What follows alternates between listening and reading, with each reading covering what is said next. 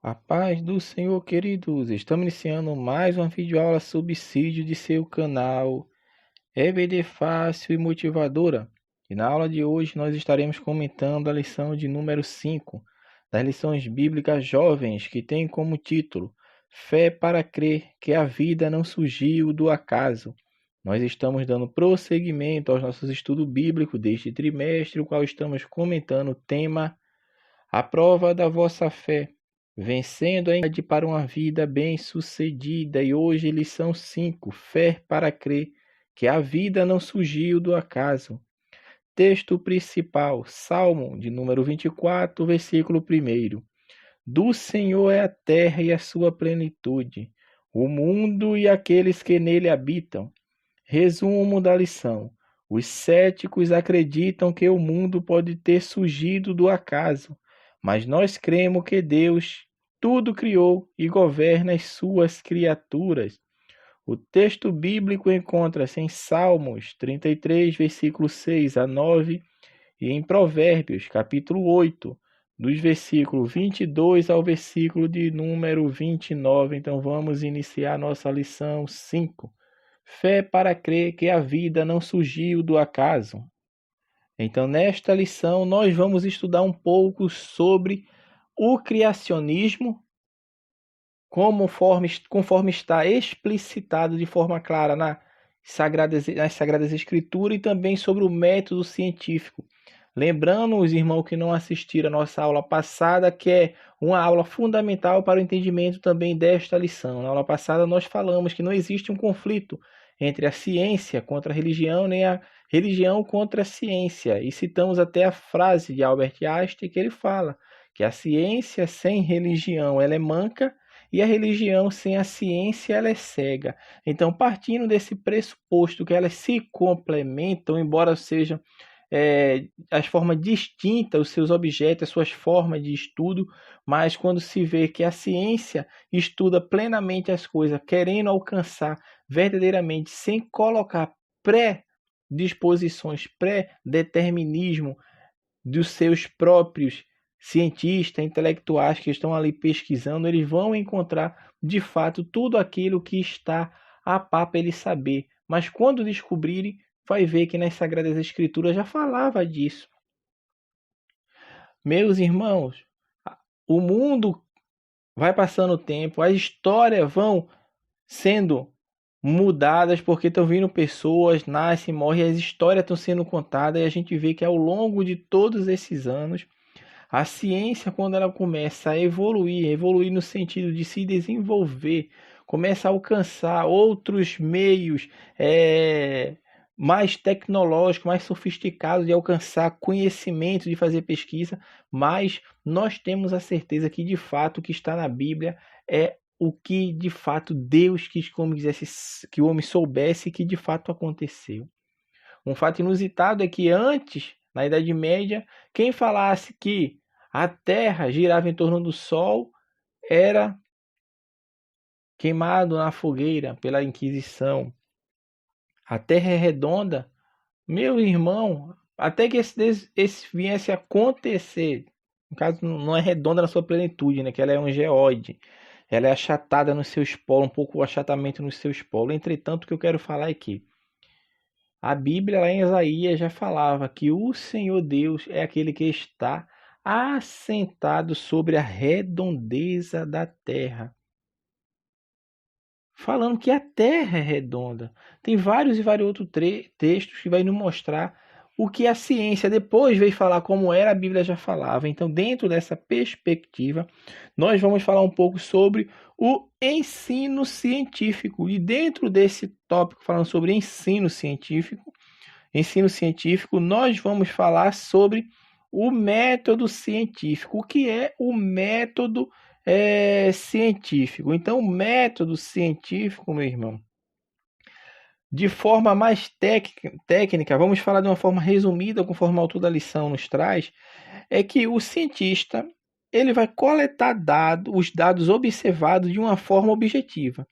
Então, em tese, o que ele faz? Ele deve ser livre de todos os seus preconceitos acerca do que está sendo estudado, ou seja, sem preferência no que se refere à teoria e sem ser tolhido por nenhuma ideia filosófica ou religiosa. Com o tempo de pesquisa, espera-se que os dados coletados apresentem uma ordem, ou seja, apresentem um padrão. Então, o cientista vai buscar sintetizar essa descoberta numa lei, ou seja, uma equação, por exemplo. Então, por um processo de indução, o cientista visa chegar a algumas generalizações mais amplas e a princípios com o objetivo de juntar várias leis possíveis. Então, a partir de diferentes teorias, o cientista tentará, então, apresentar alguns prognósticos que sejam possíveis de serem testados por meio da observação. Por fim, espera-se que os testes confirmem os prognósticos relativos a uma das teorias surgidas no processo. Então, dessa forma, meu irmão, a ciência ela ocupa-se do mundo natural, de objetos e fatos materiais. Então, podemos dizer que a ciência ela procura o quê? Explicações para os fatos em termos de matéria, em termos de energia. E isso é, obviamente, o que separa a ciência da religião e da teologia, porque a ciência ela está mais preocupada com o mecanismo do mundo, enquanto a filosofia e a religião elas estão interessadas em coisas como significados, em coisas como propósito, em coisas como valores. Então, em resumo, meu irmão, e com o objetivo disto que nós estamos falando, dessa forma resumida, então basta dizer que se trata da tentativa de desenvolver um estudo objetivo do mundo material, procurando explicações racionais e materialistas para o que nele acontece. Então o cientista ele vai buscar através da repetição algo que ele possa chegar e comprovar que aquela teoria possa ser uma lei. Então tem uma diferença entre o que é teoria e o que é lei. Teoria é aquilo, meu irmão, que foi testado em graus possivelmente menores, às vezes apenas na observação, que uma determinada coisa ela pode acontecer, mas não se pode fazer a sua reprodução dentro de um laboratório ou dentro de uma pesquisa utilizando os métodos científicos que são usados. Então, o que eu quero falar com isso? Que teoria é uma coisa que não é provada no sentido de não passou pelo teste experimental. É fundamentada apenas nas possibilidades.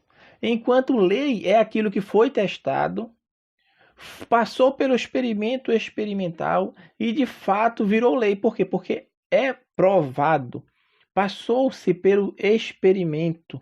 Então aquilo ali é uma lei. Então quando nós falamos que existe uma lei, vamos falar a lei da termodinâmica. Por quê? Primeira e segunda lei da termodinâmica. Por quê? Porque aquilo ali não muda.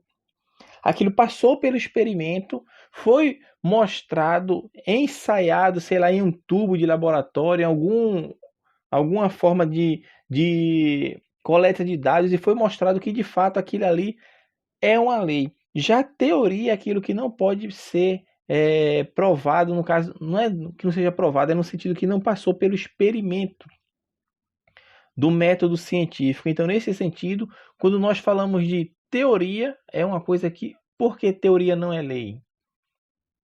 E porque a teoria não é lei? Por quê? Porque não foi passado pelo método científico. Então, o que passa pelo método científico e é comprovado, vira lei. Então, o que não passa pelo método científico é teoria. Então, as teorias são coisas que não foram provadas e vivem nas possibilidades das especulações. Teoria, por isso se chama teoria da evolução. Não é lei da evolução, é teoria da evolução. Por que teoria da evolução? Porque não tem como provar que acontece aquilo que foi falado por Darwin. Os irmãos tendo isso em mente, já vai abrir um campo muito grande para o entendimento dessas coisas, entre o que a ciência mostra e o que não mostra. Teoria é o que é possibilidade, o que pode acontecer, mas não passou pelo método científico, enquanto a lei passou. Lei da termodinâmica, lei de Mendel, passou todas essas leis, passaram. Então isso que nós devemos é frisar e entender bem para ver o que é que acontece. Então, isso que nós falamos já abarca todo o primeiro ponto ali, desse primeiro tópico, tanto o primeiro subtópico como o segundo, do que se ocupa a ciência. A ciência se ocupa disso. E o terceiro tópico, para o autor vai fechar esse primeiro tópico, falando sobre criar e manter, mostrando que o sustentador de todas as coisas no seu devido lugar, o que fez ajuste fino do universo foi Deus. O que o cientista procura essa resposta de como foi criado, nós já sabemos. Deus criou todas as coisas e mantém todas as coisas, como falamos em lições anteriores, porque Deus apenas não criou, mas ele criou e mantém e interage com a sua criação, com o que foi criado, porque nós temos a certeza absoluta disso. Temos a certeza porque as Sagradas Escrituras, que é a palavra de Deus escrita, deixada para a humanidade, para que ele leia e entenda e compreenda como o universo foi criado, quem criou, como criou, está lá. Deus criou todas as coisas. Então, isso que nós devemos entender. Aí o autor também vai falar sobre o surgimento da ciência moderna. Neste ponto aqui, o autor vai falar citando um cientista chamado Michael Palmer vai mostrar que os procedimentos e modelos de pensamento que eventualmente ordenam a ciência moderna começaram a tomar forma no século XV com Copérnico e continuou no século XVI com outros astrônomos e matemáticos. Aí ele vai começar a falar, o autor da lição no caso, e conclui que é algo relativamente novo se comparado à formação da Terra. Porque nós entendemos que Deus criou todas as coisas, e nós sabemos disso. Mas isso veio surgir, imagine só, no ano 1500 em diante da nossa era, depois de Cristo, que vieram a tentar entender como surgiu o universo, e daí surgiu o grande emaranhado de tantas pessoas que desacreditam em Deus. Então, o autor vai falar também, podemos acreditar na Bíblia e na ciência ao mesmo tempo? E de fato, sim, nós podemos acreditar tanto na Bíblia como na ciência ao mesmo tempo. Por quê? Porque aquilo que eu falei para os irmãos anteriormente, quando se estuda com isenção de ânimo, com isenção dos seus preconceitos acerca do que está sendo estudado, estudar sem preferências, sem nenhuma ideia já que venha a tolher a sua forma de estudo, seu método de estudo, o cientista vai chegar à conclusão do que a Bíblia já mostra para muitas coisas na ciência moderna. Então é isso que acontece, meu irmão. Mas, obviamente, tem coisas que nós não temos como explicar. E nem os cientistas nunca vão explicar. Se nós que estudamos não temos como explicar, imagina quem não acredita. Como é que eu vou explicar a fé? Como que eu vou explicar Deus?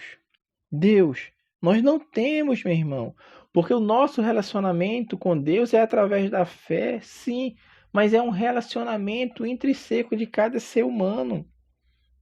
Temos a certeza que de fato Deus existe porque nos relacionamos com Ele. É a nossa experiência com Ele. Quem conhece a Deus pode crer na sua existência. Quem conhece a Deus, meu irmão, pode crer no seu poder criador. Isso é pela fé. A ciência não explica isto. Não tem como explicar. Então, por quê? Porque Deus que fez todas as coisas. Então, meu irmão, nós podemos acreditar na Bíblia sim e na ciência ao mesmo tempo. Podemos sim. E de fato, nós entendemos tudo isso através da leitura bíblica e através da leitura científica. A Bíblia, meu irmão, nós falamos em lições anteriores, ela não é um tratado científico.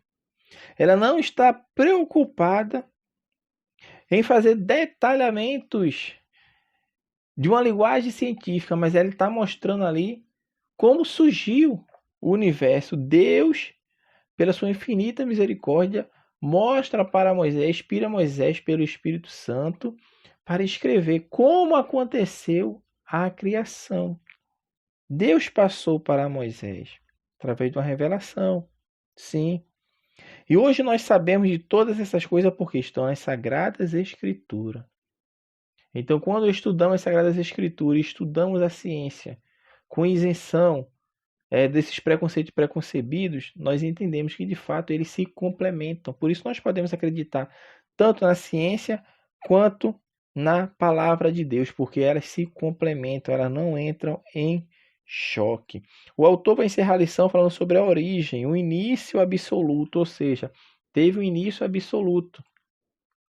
O universo, todas as coisas teve um início, e esse início, essa força motriz que deu origem a todas as coisas é Deus. Deus criou todas as coisas através do seu poder, e pela fé nós cremos que Deus criou o mundo pela sua palavra. Deus cria todas as coisas, além de criar todas as coisas, cria um ser humano com capacidade intelectual de raciocínio, de vontade e de compreender as coisas. Por isso, meu irmão, o Senhor conclama os seres humanos a ouvi-lo. Deus em nenhum momento vai chegar, olha, acredite em mim, porque eu fiz a terra assim, assim, assim. Não, no princípio criou Deus os céus e a terra era sem forma e vazia. E começa a citar o texto bíblico mostrando que Deus criou todas as coisas. Não o acaso que cria, mas Deus que criou todas as coisas. Porque a desordem, meu irmão, ela não leva a ordem. E isso é lei. A segunda lei da termodinâmica já mostra essas coisas. Nos mostra o acaso nunca vai gerar, coloca as coisas em ordem. Mas é sempre em desordem. É isso que nós devemos entender. Então não existiu um acaso. Não existiu. Deus que criou todas as coisas. O autor até vai citar sobre as experiências que foram realizadas, né, num laboratório sobre no mundo quântico ali, na verdade é o vácuo quântico, que foi feito um teste em laboratório para criar massa ali através de energia, e de fato houve essa criação. E o que foi que eles fizeram? Eles fizeram o quê? No nível quântico, eles mostraram que é possível sim, por um curto período de tempo, você pode criar energia a partir do espaço vazio. Isso acontece espontaneamente e não podemos saber quando vai acontecer. Mas vai acontecer. A pesquisadora que falou quando fez a experiência. Então ela observou que as flutuações no vácuo elas se propagam no tempo e no espaço. Então, no nível quântico, meu irmão, quando falamos de espaço, nós estamos nos referindo às escalas nanométricas, ou seja, muito pequena. E quando falamos de tempo, eles são períodos muito curtos. Então, para medir as flutuações, essa experiência utilizou pulsos de laser que duravam frações de segundos. E se um dia eles chegarem a criar uma lei, descobrir uma lei que de fato isso é possível, isso de maneira nenhuma vai tirar Deus. Nós já até falamos também sobre isso na aula passada, da origem da criação. Por quê? Porque é o que o autor fala, que enquanto alguns argumentam que o vácuo quântico é a causa de toda existência, outros veem essa condição como ponto de partida para a manifestação da criação divina. A perspectiva da ordem de criação de Deus reconhece o Criador intencional como a origem e a causa de todas as coisas, meu irmão. Porque esse universo ele tem uma complexidade, ele tem um design. Então, o que acontece? A ordem de criação de Deus revela uma complexidade e um design intricado em todos os níveis do universo. Das leis da física, as estruturas moleculares e a diversidade da vida. Observamos padrões e características que apontam para um planejamento, apontam para um propósito por trás da criação. E essa complexidade ela contrasta com o vácuo quântico, que é um estado de baixa energia e não possui as mesmas características de design. O vácuo quântico, meu irmão, por sua natureza, ele não exibe o ajuste fino e o equilíbrio necessário para a existência do universo e da vida como a conhecemos. A ordem de criação de Deus, por outro lado, ela demonstra um ajuste preciso das constantes físicas e das condições iniciais do universo, permitindo a formação de estrelas, planetas e vida em si. Então, esse ajuste fino sugere uma intencionalidade por trás da criação. Então, a existência do vácuo quântico em si, ela não oferece um propósito ou significado intrínseco. Já por outro lado, a perspectiva da ordem de criação de Deus sustenta que a vida tem um propósito, ela tem um significado e tudo isso foi dado por Deus. Então, essa visão fornece um quadro coerente para buscar significado. Então, valorizar a dignidade humana e viver de acordo com os princípios divinos é este o propósito e significado que nós encontramos justamente em Deus e nas Sagradas Escrituras. Então, assim, meus irmãos, nós estamos encerrando a lição de número 5, da qual tratamos sobre fé para crer que a vida não surgiu do acaso. Que Deus abençoe os irmãos e até a nossa próxima aula, se o Senhor permitir.